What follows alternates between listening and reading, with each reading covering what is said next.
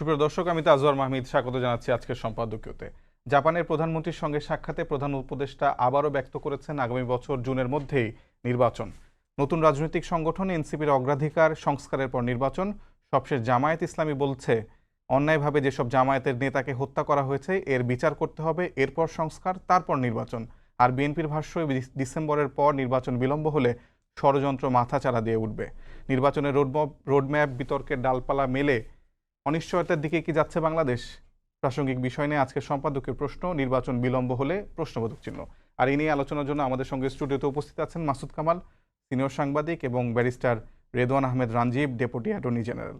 দর্শক, আপনারা এই আলোচনায় অংশ নিতে পারেন, এজন্য আপনাদের ফোন করতে হবে টেলিভিশনে দেখানো নাম্বার, এছাড়া ফেসবুকের মাধ্যমে আপনাদের মন্তব্য পাঠাতে পারেন আমাদেরকে। আলোচনার শুরুতে জানিয়ে দেবে এখনকার প্রধান শিরোনামগুলো। হাইকোর্টের রায় বাতিলে নিবন্ধন ফিরে পাওয়ার পথ তৈরি হলো জামায়াতের। প্রতীকের বিষয়ে সিদ্ধান্ত নেবে নির্বাচন কমিশন।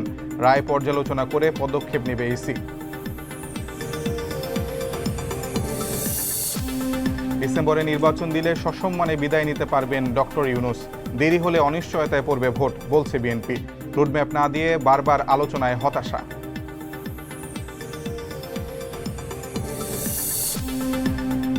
স্বৈরাচারী সরকারের দুঃশাসনে পিছু হটেছে বিদেশি বিনিয়োগকারীরা, মন্তব্য প্রধান উপদেষ্টার। বাংলাদেশকে উৎপাদন কেন্দ্র হিসেবে গড়তে চীনা ব্যবসায়ীদের প্রতি আহ্বান। এবং গণঅভ্যুত্থান পরবর্তী বাজেট ঘোষণার সোমবার, কর নীতিতে বড় পরিবর্তনের আভাস। অপরিবর্তিত থাকছে ব্যক্তি করমুক্ত আয়সীমা, অপ্রয়োজনীয় প্রকল্প থেকে সরে আসার ইঙ্গিত।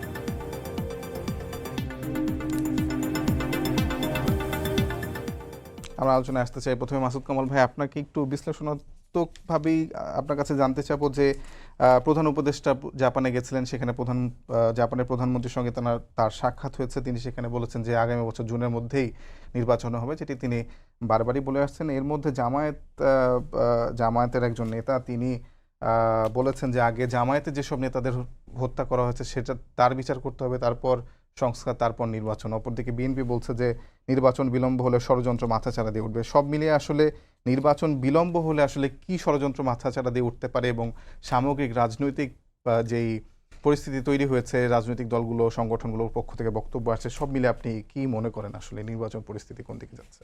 প্রথমত আমি মনে করি যে নির্বাচন যতটা দ্রুত সম্ভব দিয়ে দেওয়া উচিত, যত তাড়াতাড়ি সম্ভব এটা দিয়ে দেওয়া উচিত। কারণ এই দেশটা কে চালাবে এটা নির্ধারণ করার দায়িত্ব হলো এদেশের জনগণের। জনগণ ঠিক করবে কে চালাবে, এবং জনগণের সেই অধিকার দেখেন। আমরা গত 15-16 বছর ধরে বলি, আমরা এদেশের মানুষ ভোট দিতে পারে নাই। মানুষ ভোট দিতে চায়, মানুষ বলতে চায় যে আমি কি চাই সেটা তোমরা শোনো। তাদের কথা শুনতে দেওয়া উচিত। এখন বলা হচ্ছে যে এই সরকার জনগণের দ্বারা নির্বাচিত সরকার, জনগণই এই সরকারকে এখানে বসিয়েছে। কথাটা এভাবে ঠিক না। কারণ এই সরকার প্রধানমন্ত্রী প্রথমে বলেছেন ওনাদের বসিয়েছে ছাত্ররা। যে ছাত্ররা বসিয়েছে, এই ছাত্ররা এরই মধ্যে এদেশের সাধারণ মানুষের কাছ থেকে আস্থা হারিয়েছে। কাজেই আস্থা হারানো কয়েকজন ছাত্র যারা এখন ডাক দিলে এক দেশের লোক হয় না। আস্থা হারালো কেন এই ছাত্ররা? আস্থা হারিয়ে তাদের চারিত্রিক দুর্বলতার কারণে। সিম্পল, এই প্রত্যেকটা ছাত্রকে এই দেশের মানুষ মাথায় করে রাখছিল, এবং তারা আশা করেছিল এরা অনেক কিছু করবে। কিন্তু তারা বিভিন্ন কর্মকাণ্ডের মাধ্যমে তারা সে আস্থাটাকে ধরে রাখতে পারে নাই। তারা নানা রকম এমন সব কাজ করেছে যে কাজে তারা হয় ব্যাখ্যা দিতে পারে নাই, অথবা চুপ করে থাকছে, অথবা এড়িয়ে গেছে। এই সমস্ত কারণে সাধারণ মানুষের ওদের প্রতি আস্থা নাই। একের পর এক স্ক্যান্ডাল বেরোচ্ছে। অমুকের পিএস, অমুকের ব্যক্তিগত সহকারী, মানে 100 কোটি টাকা কোনো আলাপ নাই। আলাপ উঠলে 100 কোটি টাকা, 311 কোটি টাকা, 400 কোটি টাকা। সমন্বয়কদের নানা রকম ঘটনা। যে সমন্বয়ক এলাকার সে নিজে বলতো যে আমার পকেটে কোনো টাকা থাকে না, সে এখন বললো সে নাকি জমিদার ছেলে, তার ফ্যামিলি নাকি জমিদার। আবার যে সমন্বয়ক বলতো যে আমার এলাকার সবচেয়ে যে মানে ভাঙা যে ঘরটা সেটা আমাদের ঘর, সে এখন তার অফিসের যে সমস্ত দৃশ্য দেখি আমরা, ওটা দেখে তো ভিমরি খাওয়ার অবস্থা। এই চেঞ্জটা কোত্থেকে আসে? একটা কথা মাথায় এখানে বলি আপনাকে, যে টাকা আছে না, টাকা, অর্থ, সম্পদ, এটা কখনো আসমানি উপায়ে আসে না। এটা পার্থিবভাবে অর্জন করতে হয়। হয় আপনি কারো কাছ থেকে পাবেন, অথবা নিজে উপার্জন করবেন। হুম। আসমানের উপরে যদি আসতো তাহলে আমাদের মহানবী খেজুর খেয়ে রোজা রাখতো না। আল্লাহ তারে কিছু পাঠাই দিত যে আমার নবী আছে, তার এই খাবার দাবার পাঠাই দিই। উনি কেন কষ্ট করছেন? এটাই প্রমাণ, ওনার প্রত্যেকটা কর্মকাণ্ড কিন্তু মানুষের জন্য একটা উদাহরণ। এটা এভাবে হয় না রে ভাই। আর সব পিএসরা দুর্নীতিবাজ আর উপদেষ্টা সবাই ফেরেশতা, এটাও হয় না। যে এপিএস 311 কোটি টাকা চুরি করছে আর ওনার যে উপদেষ্টা উনি কিছুই করেন না এখান থেকে, উনি একদম মানে কি বলবো, মানে একদম মানে পুত পবিত্র, এটা হয় না। এটা পৃথিবীর কেউ বিশ্বাস করবে না। এনসিপির পক্ষ থেকে দুইটা বক্তব্য দেওয়া হচ্ছে এবং সরকারের পক্ষ থেকে বলা হচ্ছে যিনি এখন প্রধান উপদেষ্টার বিশেষ সহকারী প্রতিমন্ত্রী পদমর্যাদায় আছে আইসিটি মন্ত্রণালয়ের তৈয়ব সাহেব, তিনিও একটি ফেসবুক স্ট্যাটাস দিয়েছেন এবং তিনি বলেছেন যে আতিক মোর্শেদ যার নামে অভিযোগ উঠছে সেগুলো আসলে কোনোটাই সত্য হিসেবে তিনি পাচ্ছেন না। আতিক মোর্শেদের বউ উনি চাকরি করে না? জি। অসত্যর কি আছে? এখন কোশ্চেনটা হলো কি, আগের গভর্নমেন্টের আমলে অনেক আলোচনা হইতো। আগের গভর্নমেন্ট কিছু স্বীকার করতো? আগের গভর্নমেন্টের কোনো কর্মকর্তা স্বীকার করতেন? আগের গভর্নমেন্টের কোনো পিআরও মানে পাবলিক রিলেশনস অফিসার অথবা দায়িত্বপ্রাপ্ত কোনো ব্যক্তি কখনো স্বীকার করতেন এই যে আমি দুর্নীতি করেছি? এই সরকারের লোক তো স্বীকার করবেই না। ওনাকে তো দায়িত্ব দেওয়া হয়েছে এটা অস্বীকার করার জন্য। উনি তো এই কারণে বেতন পান। তৈয়ব সাহেব সম্বন্ধে আমি জানি, উনি মোটামুটি সৎ লোক বলে আমি জানতাম। কিন্তু উনি যখন এগুলি বলেন তখন মনে হয় যে না ঠিক আছে, উনি ওনার টাকাটাকে হালাল করতেছেন। উনি মনে করেছেন এই টাকাটা তাকে দেওয়াই হয়েছে, এগুলি কত সুচারুভাবে এটাকে অস্বীকার করা যায়, এটা করার জন্য। কোন দিন শুনছেন আপনি যে সরকারের লোক স্বীকার করে যে এটা হয়েছে? তিনি ওই কাজই করতেছেন। ভাই এইগুলি কোনো কথা না, এগুলি কোনো কথা। মানে ওই ভদ্রলোকের বউ তো চাকরি করে ভাই। জি। কিভাবে চাকরি করে? তো 25 তারিখে তার নিয়োগ হয়েছে, কিভাবে হয়েছে? পুরো ইন্টারভিউর মাধ্যমে হয়েছে। ইন্টারভিউর মাধ্যমে হয়েছে, তাহলে কিভাবে হইলো? তো ভাই এগুলি বলে লাভ নাই। এ সমস্ত তারিয়ানের কাহিনী বলে পাবলিকরা আপনি ভুল দিতে পারবেন না। জি, এগুলি বাস্তবতা। তো আমি যে কথাটা বলছিলাম মূলত আপনাকে, সেটা হলো কি যে আমরা চাই যে একটা ইলেকশন এখন হোক। এটা আমি চাই, আমি পার্সোনালি খুবই চাই। এখন ইলেকশন হওয়ার যে বাস্তবতাটা, সেই বাস্তবতাটা আপনাদের তৈরি করতে হবে। এই জন্যই আপনাকে ওখানে বসানো হয়েছে। আপনার উপদেষ্টা পরিষদকে কাজই হলো গিয়া একটা ইলেকশন কত দ্রুত সম্ভব দিয়ে দেওয়া। আপনাদের এত কষ্ট হচ্ছে কেন ইলেকশন দিতে? এত কষ্টটা কেন হচ্ছে? আপনি বলছেন সংস্কার করবেন, আপনি 10 মাসে কি সংস্কার করছেন বলেন? জি, এই প্রশ্নে আমি আবার আসবো আপনার কাছে। তার আগে রাঞ্জিব ভাই আপনার কাছে একটু জানতে চাই, আপনি আইনের মানুষ। আজকে একটু ঐতিহাসিক দিন বাংলাদেশের বিচার প্রক্রিয়ার বলতে গেলে, কারণ সরাসরি সম্প্রচার হচ্ছে প্রথমবারের মতো শেখ হাসিনার যে ট্রায়াল সেটি। কিন্তু অনেক রাজনৈতিক দলই বলছে যে আসলে বিচারের পরে তারপরে নির্বাচন, বিচার সংস্কার নির্বাচন বা তিনটে একসঙ্গে চলতে পারে। এই বিচার যেটি শেখ হাসিনা শুরু হলো, বিচার তো একটি দীর্ঘ প্রক্রিয়া আমরা জানি, এটা শেষ হতে কতদিন লাগতে পারে? প্রশ্নটি করার কারণই হচ্ছে যে অনেকে বিচারের পরে নির্বাচন চায়। আসসালামু আলাইকুম, ধন্যবাদ আপনাকে এবং আমার সহ আলোচককে। একটি খুবই আজকে একটি ঐতিহাসিক ঘটনা আসলেই, যেহেতু একটি বিচার প্রক্রিয়াকে লাইভ টেলিকাস্ট করা হয়েছে এবং যে বিচারটা নিয়ে স্পেশালি আমাদের যে পতিত সরকারের যে অন্যায়গুলো হয়েছিল অবৈধ সরকারের আমলে, তখন এই অন্যায় যে গণহত্যা বা যেই রকম অত্যাচার হয়েছিল তার একটি বিচারের প্রক্রিয়ার দাবি সকলেরই ছিল।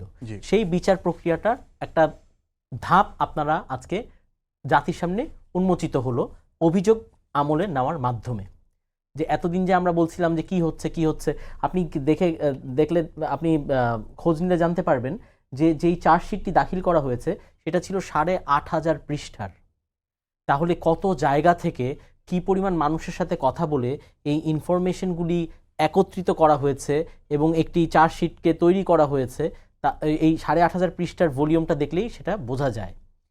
আর লাইভ টেলিকাস্টের ক্ষেত্রে বলা যেতে পারে যে এটার ভালো দিক খারাপ দিক থাকতে পারে, এটা নিয়ে।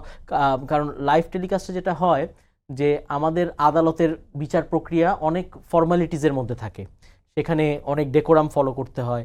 তো এই সমস্ত বিচারের ক্ষেত্রে দেখা যায় এই সমস্ত অনেক সময় যদি কোনো অনাকাঙ্ক্ষিত ঘটনা ঘটে যায় সেটাও কিন্তু আবার জাতির সামনে তখন উন্মোচিত হয়ে গেলে। কিন্তু আমরা বহির্বিশ্বে দেখি, যেমন দেশে যুক্তরাষ্ট্র বিশেষ করে তাদের মোটামুটি সব বিচার কাজে আসলে লাইভ টেলিকাস্ট করে কিংবা এখন ভিডিও সম্প্রচার করে। আপনি কি আসলে এই মুহূর্তে কি যুক্তরাষ্ট্রের মতো জায়গায় বা ওই ধরনের মানে আমাদের এটিকেট ম্যানারে কি আমরা সেই পর্যায়ে যেতে পেরেছি কিনা, হ্যাঁ সেটাও একটা বুঝার বিষয় আছে। যাই হোক, হ্যাঁ এটা তো ভালোই, সবকিছু ট্রান্সপারেন্ট, মানে যাতে কোনো ট্রায়ালকে ক্যাঙ্গারু ট্রায়াল মনে না হয়, Right. কোনো বিচারকেই যাতে মনে না হয় যে এটা একটি শিখিয়ে দেওয়া বিচার, এটি একটি পাঠিয়ে দেওয়া বিচার যে আমি আগেই নোট করে পাঠিয়ে দিচ্ছি। কোনো বিচার ব্যবস্থাকেই যেন মনে না করা হয় যে এটা অমুক আমলের রায়, এটা অমুক আমলের রায়। রায় তো আসবে বিচার বিভাগ থেকে, রায় কোনো আমলের হবে না, রায় তো আসবে মাননীয় বিচারপতিদের কাছ থেকে। রায়কে কেন আমরা বলি যে অমুক আমলের রায় তুমুক আমলের রায়, এটা তো কোনো বিষয় হতে পারে না। জি, প্রশ্নটা আমার ছিল যে আসলে এই বিচারের পরে নির্বাচন অনেকে চান, আচ্ছা, সেই বিচারটা আসলে কতদিন লাগতে পারে exactly. শেষ হতে? এখন এই যে বিচার প্রক্রিয়াটা, এখন আসলে এই বিচার শেষ হওয়া বলতে আমরা কি বুঝাতে চাচ্ছি? বিচার শেষ হওয়া বলতে কি আমরা শাস্তি কার্যকর হওয়াকে বুঝাতে চাচ্ছি, নাকি আমরা শুধু ট্রাইব্যুনালে একটা রায় বের হবে সেই বিচারটা শেষ হওয়াকেই আমরা বলতে চাচ্ছি যে সেইটাই বিচার শেষ? কারণ বিচার প্রক্রিয়াটা তো আসলে অ্যাপিলেট ডিভিশনের রিভিউ পর্যন্ত গিয়ে ঠেকবে, তাই না? সো আমরা এখানে বিচার এখানে শেষ হবে একটা ট্রায়াল, হ্যাঁ ট্রায়ালটা এখানেই শেষ হবে, কিন্তু তারপর তো আমরা আপিলকেও আমরা বলি appeal is also a continuation of trial. তাহলে সেই প্রক্রিয়াগুলোকেও যদি আমরা আমলে নেই তাহলে এটার সময় আসলে কতদিন লাগবে, এটাকে আসলে ওইরকম মানে আমি বলবো যে আগামী 2 মাসের মধ্যে হয়ে যাবে, 3 মাসের মধ্যে হয়ে যাবে, এটা বলা যায় না। কারণ তার মানেই আপনি বিচার বিভাগে হস্তক্ষেপ করছেন। বিচার একটি সুবিচার হতে, একটি ন্যায্য বিচার হতে, একটি ইনসাফ কায়েম করতে যে পরিমাণ সময় লাগা দরকার, সেই যৌক্তিক সময়টাই আসলে দেওয়া দরকার বিচার প্রক্রিয়াকে শেষ করার জন্য, যাতে কোনো পক্ষই বলতে না পারে যে তাদের প্রতি অন্যায় করা হয়েছে। যেমন আমরা আগে দেখেছি, এই যে আজহার সাহেবের রায় বের হলো 2-3 দিন আগে, এখন বলা হচ্ছে যে ওনার ক্ষেত্রে পূর্বের আদালতগুলোতে ওই তথ্য প্রমাণকে ঠিকমতো বিশ্লেষণ করা হয়নি, আমলে নেওয়া হয়নি, সাক্ষীদেরকে ঠিকমতো তাদের সাক্ষ্যটাকে আমলে গ্রহণ করা হয়নি। তাহলে এই প্রশ্নগুলো যাতে এই বিচারটাও, এটাও যেহেতু একটা সেন্সিটিভ বিচার, এরকম বিচারের ক্ষেত্রেও যাতে এরকম প্রশ্ন কেউ তুলতে না পারে যে তাদের অধিকারকে কোনোভাবে লঙ্ঘন করা হয়েছে। কারণ আপনি দেখবেন আগে যে আন্তর্জাতিক অপরাধ ট্রাইব্যুনালের বিচারগুলো হয়েছিল তা নিয়ে এখন বিভিন্ন মহল থেকে প্রশ্ন উঠছে, তারা তাদের সেই সমস্ত বিচারপতিদেরও বিচার চাচ্ছেন। কারণ তখন দেখানো হয়েছে যে আইনের শাসনটি ঠিকমতো প্রতিষ্ঠিত হয়নি, সাক্ষীরা ঠিকমতো, সাক্ষীদেরকে তুলে নিয়ে যাওয়া হয়েছে, একজন মাননীয় বিচারপতি সাক্ষী দিতে চেয়েছে, তাকে পর্যন্ত সাক্ষী দিতে দেওয়া হয়নি। কারণ এরকম কোনো পরিস্থিতি যাতে না হয় যে ওই যে একজন আইনজীবী পাবেন না, একজনকে কথা বলতে দেওয়া হবে না, একজনকে বিচারের মানে বিচার প্রক্রিয়াতে কোনো রকমের বাধা যাতে না আসে, যাতে একটি স্বচ্ছ প্রক্রিয়ার মাধ্যমে আইনের শাসন প্রতিষ্ঠিত হয় এবং দুই পক্ষই যাতে মনে করে যে এখানে ইনসাফ কায়েম হয়েছে। জি, তার মানে ডিসেম্বর কিংবা জুন এরকম ধরা বাঁধা আসলে সময় বেঁধে দেওয়া। এখানে আরেকটা কথা, বিচার ওই যে বললাম রায় হলো, তো রায় হলে রায় তারপরে বলবে 2 দিন পরে কেউ দাবি করবে রায় কার্যকর করতে হবে, কার্যকর করবে যে তাহলে আরো কিছুদিন, তো সবকিছু প্যারালালি সাইমেন্টেনিয়াসলি চলতে পারে, কোনো কিছুর সাথে তো কোনো কিছু আটকে যাওয়ার বিষয় না। বিচারও চলবে, সংস্কারও চলতে পারে, নির্বাচনের প্রক্রিয়াও তো একটা প্রক্রিয়া। আপনাকে ভোটার লিস্ট করতে হবে, সীমানা নির্ধারণ করতে হবে, শিডিউল ঘোষণা করতে হবে, সেগুলো চলতেও তো সময় সাপেক্ষ বিষয়। তাই সবগুলি একই সাথে চলতেও কোনো বাধা নেই। জি, অসংখ্য ধন্যবাদ মাসুদ কামাল ভাই। আমি যে প্রশ্নটি শুরু করেছিলাম আপনি বলছিলেন, তারপরে আমি আবারও একটু মনে করি দিয়ে, সেটা হচ্ছে যে জামায়াতের নায়েবে আমির এবং সাবেক সংসদ সদস্য অধ্যাপক মুজিবুর রহমান, তিনি গতকাল কিশোরগঞ্জে একটি সমাবেশে গিয়ে বলেছেন যে আগে জামায়াত নেতাদের হত্যার বিচার, এরপর সংস্কার, তারপর নির্বাচন। এবং সেটিও আসলে অনেকটা মানে বিলম্বের পথে তিনি বেছে নেওয়ার দিকে ইঙ্গিত করছেন। অপরদিকে বিএনপি বলছে যে বিলম্ব হলে আসলে নানা ধরনের ষড়যন্ত্র সেখানে বাংলাদেশে দানা বাঁধবে। একটা কথা আমি বলি, বিএনপি এবং জামাত যে যা বলছে না, এটা তার পলিটিক্স। জামাত তো একটা পলিটিক্যাল পার্টি, তারা কিন্তু এমন কাজই করতে চাইবে যাতে নাকি তাদের পলিটিক্যালি তারা গেইন করতে পারে। বিএনপিও একই জিনিস চাচ্ছে, তারা পলিটিক্যালি গেইন করতে চায়। আপনাকে বাস্তবতার দিকে একটু খেয়াল করেন, বাস্তবতাটা কি?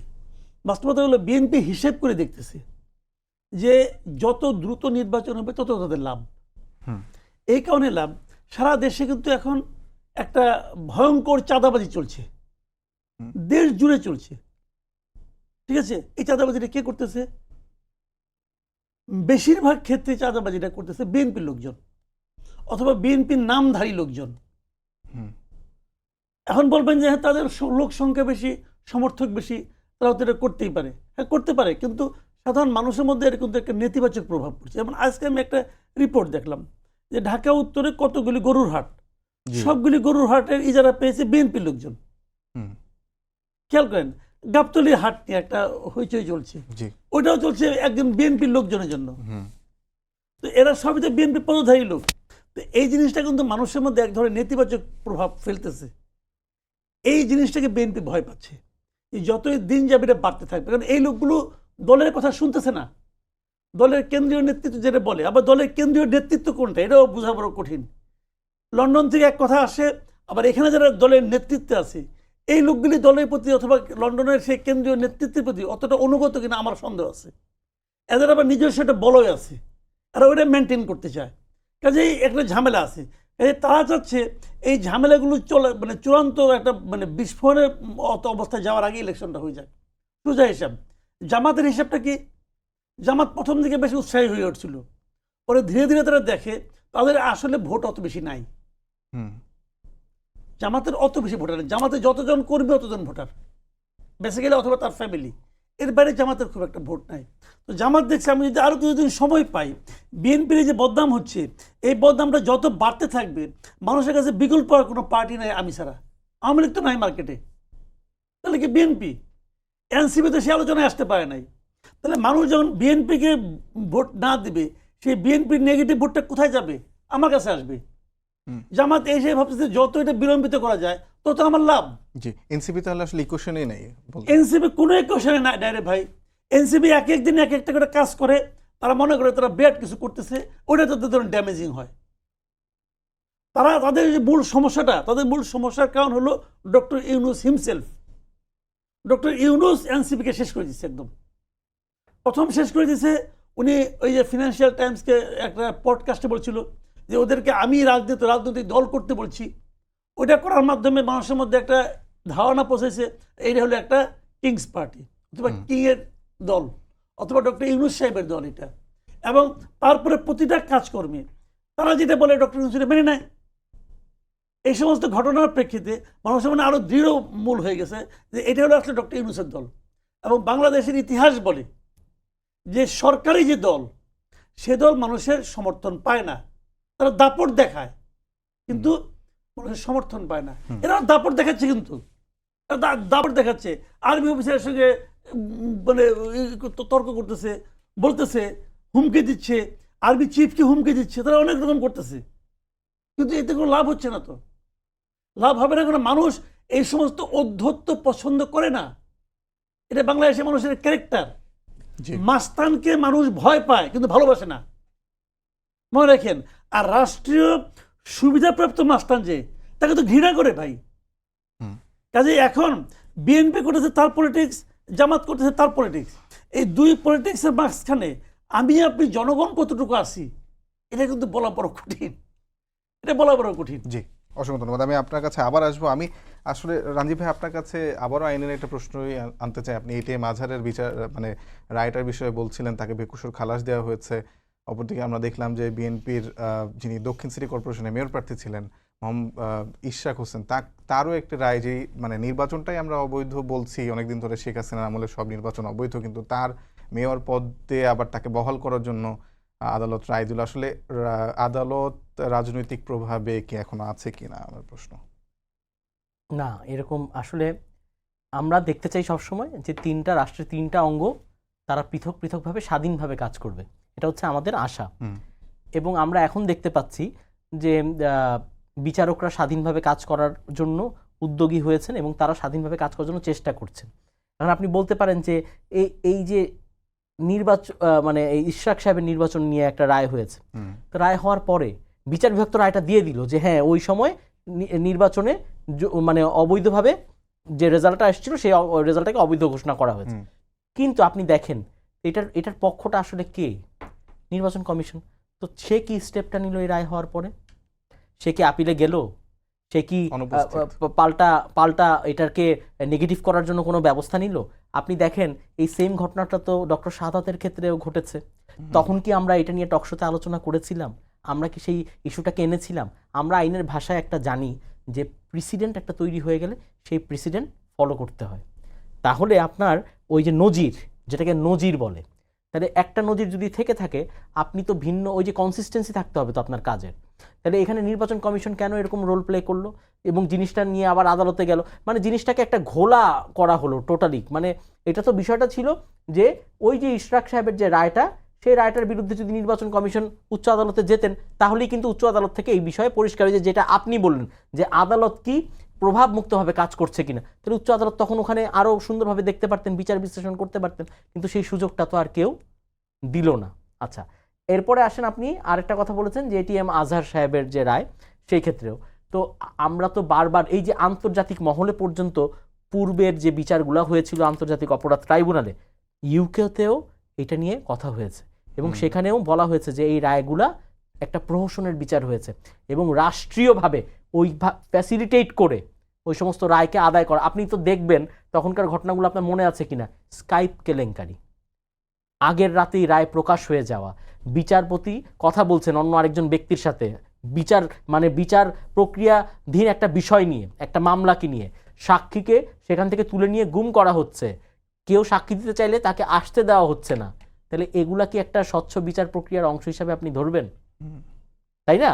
তার মানে কি বিষয়গুলো এরকমই দাঁড়াচ্ছে যে আগের বিচারের লুপ হোলস যেগুলো ছিল সেটার কারণে এখন মানে অনেক রাজনৈতিক দলের নেতারা সুবিধা পাচ্ছেন? না, লুপ হোলস আমি বলবো না, যে অন্যায়গুলা হয়েছে এখন আপনি এখন সেই অন্যায়গুলো যাতে না হয় সেগুলোকে বন্ধ করার জন্য। কারণ আপনি দেখবেন এটিএম আজহার সাহেবের রায়টা কিন্তু ছোট, যে শর্ট অর্ডারটা আসছে সেখানে আপনি দেখবেন এগুলো বলা হয়েছে যে আগে ওই তথ্য প্রমাণগুলো আলোচিত হয়নি, সেখানে মিসক্যারেজ অফ জাস্টিস হয়েছে, সেখানে প্রমাণাদিগুলো ঠিকমতো আমলে গ্রহণ করা হয়নি। তো এই কথাগুলো যদি রায় বলা থাকে তাহলে তারা তো তখন প্রমাণ করতে, এখন মাননীয় আপিলেট ডিভিশনের সামনে তারা প্রমাণ করতে পেরেছেন যে হ্যাঁ আসলেই আগে সেই তথ্য প্রমাণগুলি তাদের সামনে।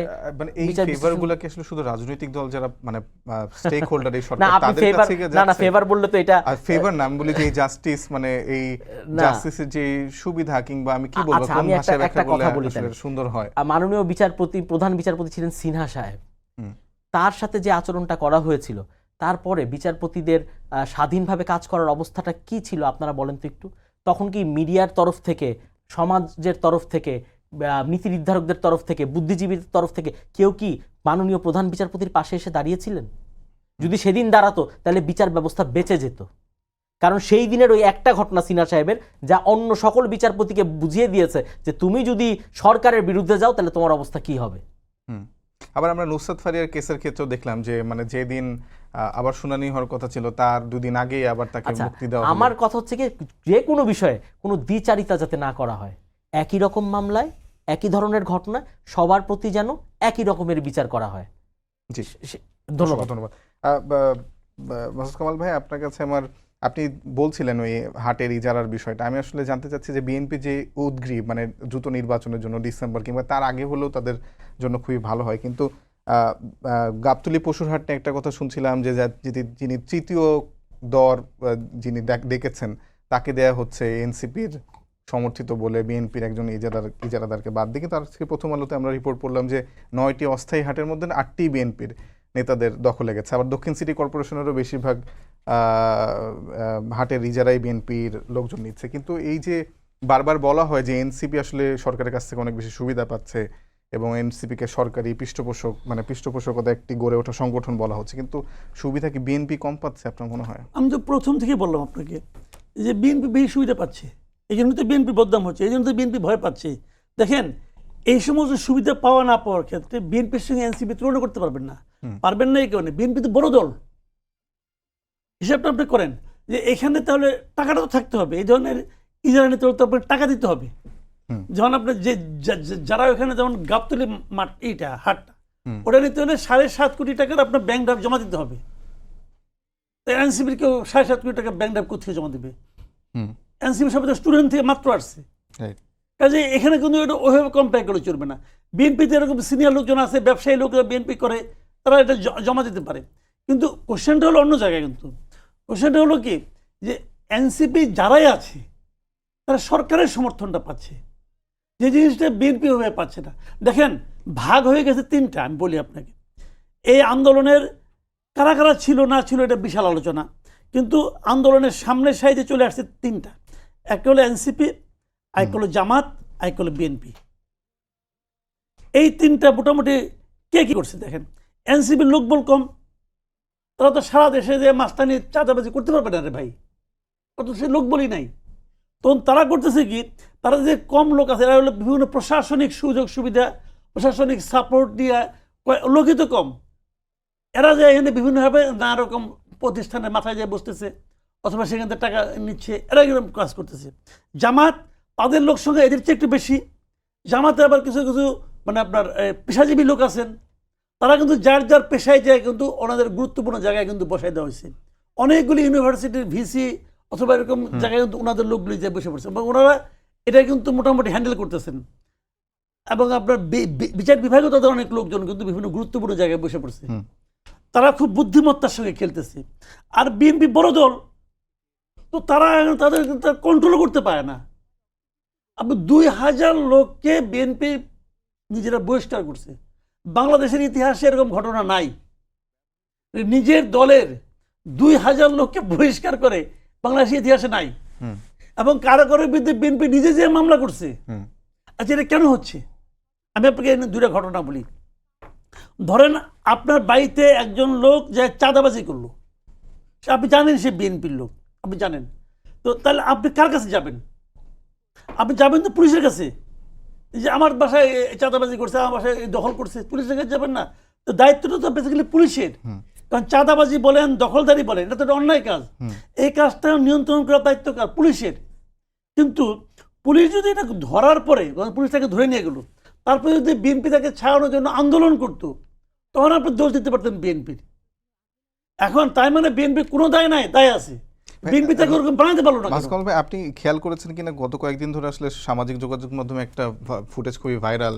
একজন নারীকে বিএনপির একজন নেতা, আদাবর থানার মধ্যে লেদু হাসান নামে বিএনপির একজন নেতা, তিনি বলছেন যে একবারে জেলে ভইরা দিমু, তারপরে হচ্ছে জীবন বরবাদ করে দিমু, এই ধরনের কথা বলছেন। মানে তিনি আসলে বিএনপি নেতা, তিনি একজন মানুষকে, যিনি মামলার একজন বাদী, একজন নারী, তাকে এই ধরনের হুমকি দিচ্ছেন। মানে প্রশাসনও কি আসলে এভাবে? আমি তো এটাই বললাম, জি, এটা হচ্ছেটা কি আসলে? আসলে হচ্ছেটা হলো কি, আমি এখন মানে যে কথাটা বলবো এটা হয়তো অনেকে পছন্দ হবে না। মূল ঘটনাটা হলো কি, প্রশাসন এগুলো হতে দিচ্ছে। যদি বলেন যে কেন দিচ্ছে, দিচ্ছে এই কারণে, এই প্রশাসন আমার বিবেচনায় তারা সারা দেশের মানুষের মধ্যে একটা রাজনীতি বিমুখ একটা মনোভাব ছড়িয়ে দিতে চাচ্ছে। মানুষকে বলতে যাচ্ছে, তোমরা দেখো যে পলিটিক্যাল পার্টি হলে এরকম, তোমরা যদি পলিটিক্যাল পার্টির উপর ভরসা করো, তারা কিন্তু তোমাদের এরকমই শাসন করবে। আওয়ামী লীগের কাছে বিএনপি আসবে, বিএনপি এই কাজই করবে। ব্যাপারটা বুঝতে পারছি। তার চেয়ে বরং তোমরা পলিটিক্যাল না, নন পলিটিক্যাল কারো কাছে তুমি উপর তোমরা আস্থা রাখো। সেটা আমরা। এটা সিম্পল ভাই। আমরা শুনেছিলাম 111 সময় -2 ফর্মুলা একটা বাস্তবায়ন করার কথা ছিল, এখনো ঠিক সেরকম একটা -2 ফর্মুলা চলছে। এখানে -2 হলো গিয়ে যে পলিটিক্যালি এখন তো আওয়ামী লীগ তো আউট। আপনি দেখেন না, আর কটা দিন থাকুক, দেখেন আওয়ামী লীগকে যে আউট করা হয়েছে বিএনপির সঙ্গে সেরকম আচরণ করা হবে, তারপরে ধরবে জামাতকে। কি কারণে? যে পলিটিক্স থাকবে না, নন পলিটিক্যাল, এরা হলো সবচেয়ে নিরাপদ। জি, অসংখ্য ধন্যবাদ রাঞ্জি ভাই। আমি আজকের আরেকটা রায়, সেটা হচ্ছে জামায়াত ইসলামী তাদের প্রতীক বরাদ্দ পেয়েছে, পুরনো প্রতীক, এবং তাদের দলীয় নিবন্ধন সেটি ফিরে পেয়েছে। প্রতীক নিয়ে যে প্রশ্নটা, নিবন্ধন ফিরে পাওয়ারই কথা ছিল তাদের, তো আওয়ামী লীগের আমলে যেভাবে নিবন্ধন বাতিল করা হচ্ছে সেটি নিশ্চয়ই সন্দেহের সেখান থেকে জন্মেছিল। কিন্তু প্রতীকের ক্ষেত্রে কি আসলে এটি দাঁড়িপাল্লা যে প্রতীকটা, সেটা কি আসলে উচ্চ আদালতের সঙ্গে কোনোভাবে, মানে এটা কি কন্ট্রাডিক্ট করে কিনা? দাঁড়িপাল্লা প্রতীক তো আসলে দীর্ঘদিন যাবৎ তাদের দলীয় প্রতীক হিসাবে ব্যবহৃত হয়ে আসছিল, নিবন্ধন বাতিল হওয়ার আগ পর্যন্তই। আর জামাতে ইসলামীর এই নিবন্ধন বাতিলের ক্ষেত্রে হাইকোর্ট প্রথমে 2013 সালে লার্জার বেঞ্চে এটা শুনানি হয়েছিল। মাননীয় 3 জন বিচারপতি এটি শুনানি গ্রহণ করেছিলেন। পরবর্তীতে সেখানে 2 জন একরকম রায় দিয়েছেন, আরেকজন ভিন্ন মত পোষণ করেছিলেন, এবং তার প্রেক্ষিতেই এই আপিলটা করা হয়েছিল। এখন জামাত ইসলামীর তরফ থেকে যে যুক্তিগুলো তুলে ধরা হয়েছে, যে যারা মামলাটি করেছিল তারা আসলে তাদের এই মামলা করার যে এটাকে বলে লোকাস স্ট্যান্ডাই, তাদের যে দাঁড়ানোরই ক্ষমতা, চ্যালেঞ্জ করার যে তার ক্ষমতাটা, সেটাই আসলে নাই। কারণ তারা পার্সোনাল ইন্টারেস্টে কাজটা করেছিল, কারণ তারাও তাদের কম্পিটিটর পলিটিক্যাল পার্টির মেম্বার এবং তাদের আলটেরিয়র কোনো মোটিভ থেকেই তারা কাজটা করেছিল। আর অপরপক্ষের বক্তব্য ছিল যে জামাত ইসলামীর যে গঠনতন্ত্র তা সাংঘর্ষিক ছিল সংবিধানের সাথে। পরবর্তীতে আরেকটা যুক্তি জামাত ইসলাম তুলে ধরেছিলেন যে এই যে যারা এসেছেন তারা সকল প্রক্রিয়া শেষ করে এই কোর্টের সামনে উপস্থিত হননি, এই চ্যালেঞ্জ করেননি। কারণ জামাত ইসলামীর তখন নিবন্ধনটি দেওয়া হয়েছিল একটি সাময়িক আকারে, যে তাদেরকে ওই সুযোগ দেওয়া হয়েছিল যে বিভিন্ন বিষয়ে ওই অ্যামেন্ডমেন্ট আনানোর জন্য, এবং তারা সেই প্রক্রিয়ার মধ্যে থাকা অবস্থায় হঠাৎ করে তারা এসে রিটটি করেছিলেন এবং এই রিটে এটাকে অবৈধ ঘোষণা করা হয়েছিল। কিন্তু তাদের ওই প্রক্রিয়াটা কিন্তু তখনও চলমান ছিল।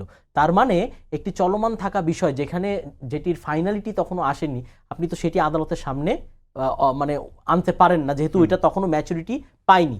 তো সেই সমস্ত বিষয় বিবেচনা করেই মাননীয় সুপ্রিম কোর্টের আপিল বিভাগ আজকে কিন্তু এই আদেশটি দিয়ে এই মামলাটিকে নিষ্পত্তি করেছেন এবং একই সাথে ওই প্রতীকটিকেও বরাদ্দ করেছেন এবং বলেছেন নির্বাচন কমিশনেও যে ওই প্রক্রিয়াগুলো শেষ করতে, জামাতের নিবন্ধনের ব্যাপারে যে ওই প্রক্রিয়াগুলো যাতে যে প্রক্রিয়াতে থেমেছিল সেই প্রক্রিয়াগুলো যাতে শেষ করা হয়। আর প্রতীকের বিষয়ে যেহেতু এটা দীর্ঘদিন যাবৎ একটি দল ব্যবহার করে আসছিল, তখনও যেহেতু এটা নিয়ে কোনো প্রশ্ন ওঠেনি, কারণ দাঁড়িপাল্লা তো একটি মানে এটার সাথে আসলে সুপ্রিম কোর্টের ওই প্রতীকের সাথে এটার এটা তো নির্বাচনের ক্ষেত্রে কমিশনের সম্ভবত তাদেরকেই বলেছে যে এই প্রতীকের বিষয়ে সিদ্ধান্ত নেবে, এরকম একটা কথা জি জি জি। সো এটা যেহেতু পরবর্তীতে দেখা যাক যে এটার ব্যাপারে কোর্ট থেকেও কোনো ভার্ডিক্ট আসে কিনা, আমরা সেটা দেখব। অসংখ্য ধন্যবাদ। মাসুদ কামাল ভাই, একদমই শেষ প্রশ্ন আপনার কাছে, সেটা হলো যে আগামীকাল মানে বাজেট পাস হতে যাচ্ছে, এবারই সম্ভবত দ্বিতীয়বারের মতো কোনো মানে ইররেগুলার গভর্নমেন্ট বা তত্ত্বাবধায়ক সরকার বা অন্তর্বর্তী সরকারের অধীনে বাজেট পাস হতে যাচ্ছে। এর আগে 96 সালে সম্ভবত হয়েছিল একবার, এবং এবারে দেখা যাচ্ছে যে 7,90,000 কোটি টাকার একটা বাজেট সম্ভবত আগামীকাল উত্থাপন হবে, যেটি গত বছরের থেকে 7,000 কোটি টাকা কম। তো এবং যে অতিরিক্ত প্রকল্প ব্যয় ছিল সেগুলো কমিয়ে আনার একটি প্রয়াসত থাকবে। আপনি আসলে সামগ্রিকভাবে এই বাজেটটাকে কিভাবে দেখেন, কতটা গুরুত্বপূর্ণ, কতটা বৈষম্যহীন হবে বলে মনে করেন? 2 মিনিট একটু। না, বাজেট তো যেটা হচ্ছে এটা কি হবে আমি ডিটেল তো কালকে জানতে পারবো। তবে আমি একটা জিনিস রিকোয়েস্ট করব, সরকারকে কিন্তু মাথায় রাখতে হবে যে তারা যদি মনে করে আমরা আগামী অর্থ বছরের পর্যন্ত থাকবো, জুন পর্যন্ত থাকবো, যেটা তারা বারবার বলার চেষ্টা করছে, তারা যদি সেরকম প্ল্যান করে একটা বাজেট করে, এটা আমি মনে করি মানে ঠিক হবে না। ওদের মাথায় রাখতে হবে, ধরুন আপনার মনে করেন পুরো বাজেট তো বছরের জন্যই হবে, কিন্তু তাদের আমি মনে করি যে তাদের বাজেটটা ওরকম চিন্তার থেকে হওয়া উচিত যে বড় কোনো প্রজেক্ট তারা যদি হাতে নিতে চায় সেটা কিন্তু একদম মানে আপনার আমি মনে করি যে বুমেরাং হয়ে যাবে। তার চেয়ে তারা সেভাবেই বাজেটটা করা উচিত যে মনে করেন পরের গভর্নমেন্ট এসে যেন তার ধারাবাহিকতা ধরে রাখতে পারে। এটা কিন্তু ভাই একটা জেজাজেদের বিষয় কিন্তু না যে তুমি আসতে আসে তুমি বেকায়দায় পড়ে গেলা, এটা না। এটা হলো মূল লক্ষ্যটা হলো দেশের মানুষের কিসে ভালো হয়, এই জিনিসটা সব সরকারকে বুঝতে হবে। আমি মনে করি সম্ভবত যে বিগত বছরের থেকে কমেছে বাজেটের আকার, এবারই সম্ভবত এটা কমতে পারে, কারণ বিগত বছর তো আবার আগের বছরের বাজেট আগে তো আমরা দেখেছি তারা তো প্রচুর অপচয় করেছে ভাই। তারা তো মনে করেন 5 টাকার কাজ 30 টাকা হিসাবে তারা ধরে রাখছে, তারা তো অপচয় করেছে। এবং ওই বাজেট তো গণমুখী বাজেট ছিল না রে ভাই, কাজে ওইভাবে ভাবলে তো এটা হবে না। কিন্তু আবার আরেকটা কথা, এদের তো তেমন কোনো বড় ধরনের কোনো উন্নয়ন প্রকল্প আছে কিনা আমার তো জানা নাই, আমি তো এখনো শুনি নাই। বরঞ্চ 7,000 কোটি টাকা কম হওয়াটা তো বরং মানে একটু কমই কম হয়েছে, আরো কম হইতে পারছে। অসংখ্য ধন্যবাদ। রাজীব ভাই, আপনার কাছে শেষ প্রশ্ন, সেটা হলো যে আপনি নিশ্চয়ই শুনেছেন যে ভারতের পররাষ্ট্র মন্ত্রণালয়ের যিনি মুখপাত্র রণবীর জয়সওয়াল, তিনি বাংলাদেশে দ্রুত নির্বাচন চেয়েছে, দ্রুত সময়ের মধ্যে নির্বাচন চেয়েছে এবং জামায়াত ইসলামী এটার প্রতিবাদ জানিয়েছে। এই বিষয়ে আসলে এই যে দ্রুত নির্বাচন চাওয়া, 34টি দল বাংলাদেশে এখন দ্রুত নির্বাচন চাচ্ছে, ভারতও দ্রুত নির্বাচন চাচ্ছে, বিষয়টাকে আপনি আসলে একযোগে কিভাবে মূল্যায়ন করবেন? 1.5 মিনিট আছে আপনার হাতে। আসলে কি মানে আমাদের বিষয় নিয়ে ওই যে বাইরের কারো মানে এটা তো আসলে শিষ্টাচার বহির্ভূত একটি কাজ আমি মনে করি। কারণ আমার দেশ চলবে আমার দেশের মানুষ কি চায় সেটার উপর ভিত্তি করে। আমার দেশের মানুষ যখন চাবে সেভাবে হবে, কিন্তু কেউ ডিকটেট করে দিবে এইটা আমার মনে হয় না সমীচীন। তাহলে তো আগের মতোই আপনাদের মনে হয় 2014 সালের সেই ঘটনাটি মনে আছে যে একজন আসলেন, এসে তিনি ঠিক করছেন, তিনি পরিচালনা করছেন, উমুককে নির্বাচনে আসতে হবে, উমুক না আসলে এই বিপদ হবে। তা আবারও যদি সেই ডিকটেশনই আসে তাহলে সেটা আমার মনে হয় না বাংলাদেশের জনগণরা স্বাভাবিকভাবে গ্রহণ করবেন। তবে আমাদের ব্যাপারটা হচ্ছে কি যে আপনি প্রথমেই শুরুতে বলেছিলেন যে সংস্কার, বিচার, নির্বাচন এই তিনটি একই সাথে একইভাবে এগিয়ে যাওয়া উচিত এবং দ্রুততার সাথে সবগুলি শেষ করা উচিত, যাতে স্বাভাবিক অবস্থায় আমরা ফিরে আসতে পারি এবং দেশে একটি গণতন্ত্র প্রতিষ্ঠিত হয় এবং মানুষ যাতে আবার এই দেশে আইনের শাসন ফেরত পায় এবং তার অধিকারগুলো যাতে আবার সে সঠিকভাবে সে অধিকারগুলোকে কি বলবো যে তার অধিকার মাফিক সে জীবনকে পুনঃপ্রতিষ্ঠা চর্চা করতে করতে পারে সে জি, এক্স্যাক্টলি। অসংখ্য ধন্যবাদ, ধন্যবাদ আপনাদের আসসালামু দুজনকে। সবাইকে ধন্যবাদ জানিয়ে শেষ করছি আজকের সম্পাদকীয়। আগামীকাল আবারও দেখা হবে একই সময়ে। শুভরাত্রি।